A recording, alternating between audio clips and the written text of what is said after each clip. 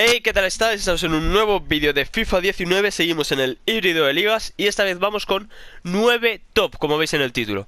No me enrollo mucho más, tienen que quedar vídeos a menos para que los veáis, digáis, ¡oh, qué bien! Dejáis un muy buen like, suscribiros porque siempre subimos estos vídeos. Y ya está, no pasa nada, no os rayéis. Este es muy sencillo. ¿Veis que falta? Uno de química. Pues simple. Con que uno de los vuestros tenga lealtad, ya estaría. Ahora bien, entiendo que solo por un jugador no vais a hacerlo en los 10 partidos simulados. Es solo si lo tenéis. Pues cambiáis a Van Ginkel, creo que es, sí, a MCD. Y con eso estaría. Este nos da un sobre 45.000. Esto ya va chetándose esto, ¿no?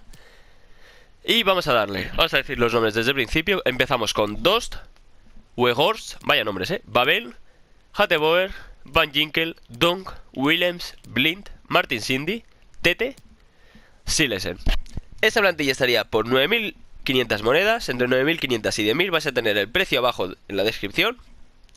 Y bueno, y creo, a ver si me da tiempo a poner todos los enlaces porque voy un poco pelado de tiempo. Pero bueno, ¿qué os iba a decir yo? Sí, que ya estaría.